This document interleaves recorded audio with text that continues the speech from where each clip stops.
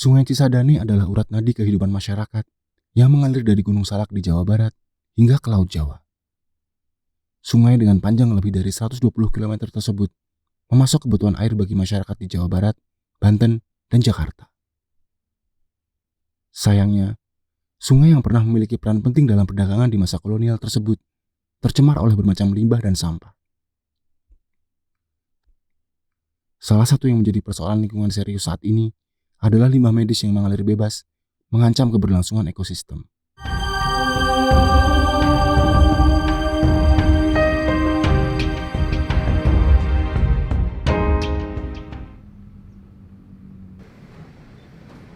Oke.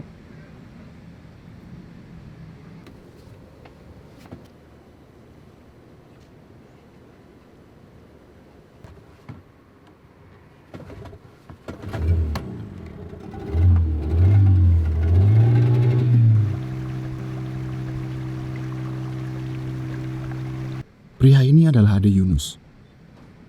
Bersama para aktivis dan warga di Kecamatan Cibodas, Kota Tangerang, Banten, Ade mendirikan organisasi lingkungan bernama Bank Sampah Sungai Cisadane. Sejak 2012, mereka mulai membenahi bantaran serta membersihkan sampah di aliran sungai. Dengan menggunakan waste trap, Ade dan kawan-kawan mencegat sampah yang mengalir di Sungai Cisadane.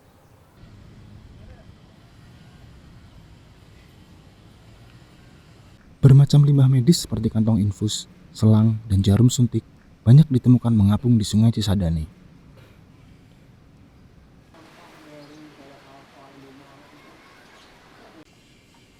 Sampah medis tersebut kemudian dipilah berdasarkan jenis dan dibakar menggunakan insinerator bersuhu 800 derajat Celcius serta berkapasitas 1 ton per hari. Kalau limbah medis sebetulnya kalau setiap hari di normal ya kita menemui paling 1 atau 2 saja, nggak terlalu banyak ya. Tapi sejak TPA Cipecang kemarin longsor, satu hari kita bisa perkirakan temuannya 50-an lah. Diduga, sampah medis tersebut berasal dari TPA Cipucang yang terletak di Tangerang Selatan. TPA tersebut terletak berdekatan dengan Sungai Cisadane, serta dinilai tak layak oleh aktivis dan masyarakat. Pada Mei, terjadi longsor yang mengakibatkan ribuan ton sampah mencemari Sungai Cisadane. Penyebabnya adalah kelebihan beban serta infrastruktur penunjang yang tak memadai. Ini bukan kali pertama longsor terjadi.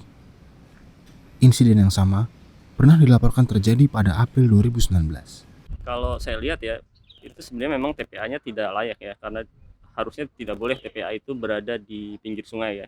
Itu tahun lalu dia sempat, seingat saya tahun lalu itu dia sempat ada longsor ya, makanya kemudian longsor ke badan sungai, makanya kemudian ditanggul, dan sekarang kan tanggulnya yang jebol ya, makanya tanggulnya longsor juga akhirnya ke sungai. Harusnya memang pindah lokasi lah.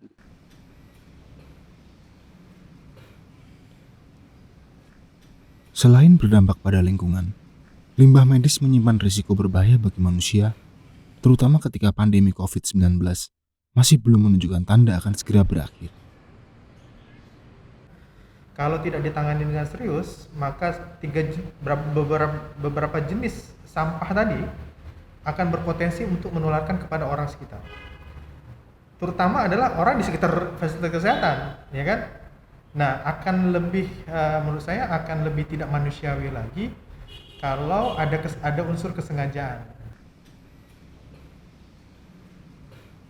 Jika tidak segera ditangani, pada akhirnya jutaan limbah tersebut akan berakhir di pembuangan sampah terbesar yang ironisnya menjadi tumpuan hidup para nelayan. Teluk Jakarta.